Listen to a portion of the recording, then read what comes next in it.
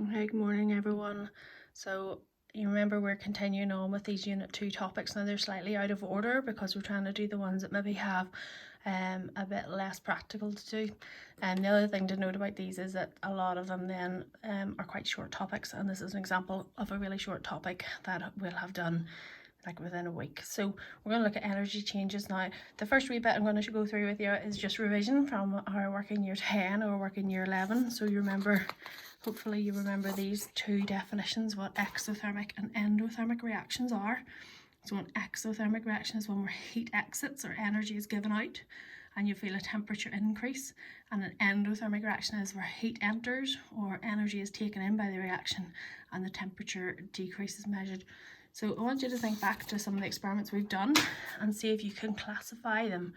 I want you to pause the video for a wee second and just on a piece of paper beside you, see if you can think of some examples of an exothermic and endothermic reaction. Okay, just pause the video now. Okay, so hopefully you've had a chance to think of some. I'm going to give you just a couple of examples that I thought of ones that we've done maybe in year 10 or in year 11. So the first exothermic I thought of was burning magnesium. Lots of energy is given out both in light and heat. Another example that we did was the wish bottle experiment. Do you remember doing that one? Do you remember I showed you the dichromate volcano where it was a little pile of orange ammonium dichromate to start with, and then there was heat given out and it turned into a big pile of green chromium 3. Then a simple one like just normal combustion, like burning a piece of paper or burning some coal. It's an exothermic reaction, it gives out heat. And there are lots more of exothermic reactions that we can think of. And hopefully you thought of a few in your list that maybe I didn't think of. Now when we come to endothermic reactions, they're not as easy to think of. There's not as many of them that we are commonly known, but there's two main ones that you need to be able to describe as being endothermic. The first one links into what you did last week in the blast furnace. So thermal decomposition. Do you remember limestone? When it went into the blast furnace, it thermally decomposed and turned into calcium oxide and carbon dioxide. And then the other one is photosynthesis. So the plants take in energy in the form of sunlight for photosynthesis to happen. So that's an example of an endothermic reaction where the reaction takes in energy. Okay, next bit in the video I'm going to show you an example of one of these. That means you can answer the questions on page 2 of your booklet. So watch the wee video and then fill in the answers to page 2 in your booklet. A gentleman.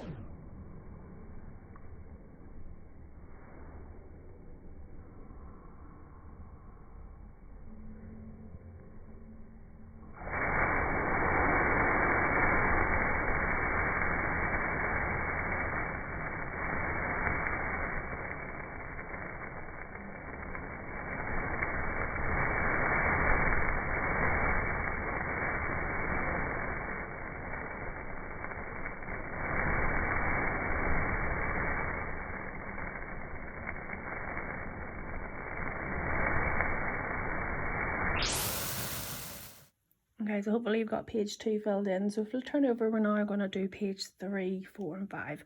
So it says here energy changes for reaction. What do they mean? So if a reaction is endothermic or exothermic overall, what does that mean in terms of what's actually happening when the particles react? So at the bottom of page 3, it tells you that you have a bit in your book to fill in. For a reaction to happen, two things have to happen. Okay, so the first thing that needs to happen is the bond between the atoms in the reactant molecules need to break. Now, to break something, to break a bond, to break a pencil, you have to put energy in. So if I wanted to break a pencil, I have to put energy into it, and that means it's an endothermic reaction to break these bonds, to separate out the atoms for them to form new bonds is endothermic. And then the second bit, once they've broken the bonds, then the new bonds have to form in the product molecules. Okay, so in summary then, so bond breaking is endothermic and bond making is exothermic. Okay, and if we want to find out then overall what the energy change is for a reaction, we need to see which one of these is the biggest, because if it takes more energy to break the bonds than it does to make them, then overall it's going to be endothermic. And the opposite is true as well. If there's more energy given out when the new bonds are made than what's needed to break the old bonds, then overall the reaction is going to be exothermic. So we can use these values to work out overall if the reaction is endothermic or exothermic. And in simple terms then we can look at the reactions or the energy that each of these have. So if we say that the reactants have a certain amount of energy to start with, overall if it is an exothermic reaction, then there's going to be energy given out or energy released. That means that the energy level for the products is going to be lower than the energy that the reactants were at, okay? And that this amount of energy is released, okay? So we can say, we compare the energy diagrams or energy level diagrams. So this energy is released, which means it's exothermic. Okay, and that's that first diagram on page 4 for you fill in. If you want to pause it and fill that in. So for exothermic reactions, the products are at a lower energy level than reactants, which means that when the reactants turn into products, this amount of energy is released. And we can say, so energy is measured in kilojoules per mole. So this is the amount of energy released in kilojoules per mole for a reaction. It's chemistry, we call that delta H, the change in energy. Okay, so you'll see on page 3 and page 4 the energy is measured in H, and then the delta H means the difference in the energy. That's all that sign means. Now, if it's an endothermic reaction, then you might be able to guess what I'm going to say next. So the reactants have a certain amount of energy. Oops, didn't mean to draw there. But if it's an endothermic reaction, energy is needed from the environment or energy is taken in. That means that the products are at a higher energy level than the reactants. So this amount of energy is needed to form the products. So the reaction has to take in energy from its surroundings to form the products. So this energy is absorbed and it's endothermic. Okay, so this delta H is positive because it goes up, and the delta H is positive, and over here the delta H is negative. Oh, my page keeps moving. Okay, so those are the 2 pages for you to fill in, or 2 diagrams, sorry, to fill in on page 4. If you want to pause the video there and copy those onto page 4. Okay, now when we come to page 5, we need to look at this term, activation energy. Okay, so if you think about what we said that needed for a reaction to happen, the first thing that needed to happen was those bonds in the reactant molecules to break. So we need to add energy to break those bonds. So the activation energy is the minimum amount of energy needed for a reaction to occur. So it starts off that reaction, it starts breaking those bonds.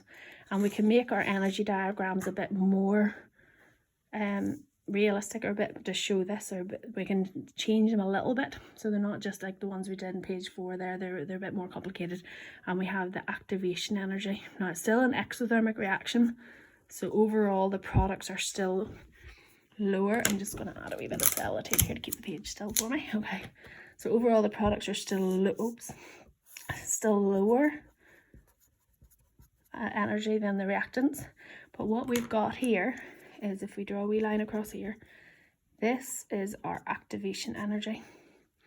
So it's our activation energy is the amount of energy needed for the reaction to occur. So that's the amount of energy that we have to put in order to get the reaction to happen. Now what we've still got here is our overall, like our delta H, this is our overall energy change, which is the difference in the energy between the reactants and the energy in the products. And here we've got delta H is negative, so it's an exothermic reaction. Okay, so hopefully you can understand that. And that's on page 5 of your booklet if you want to add that in for the exothermic. Okay, so when we come to do it for an endothermic, okay, so remember our reactants and our products.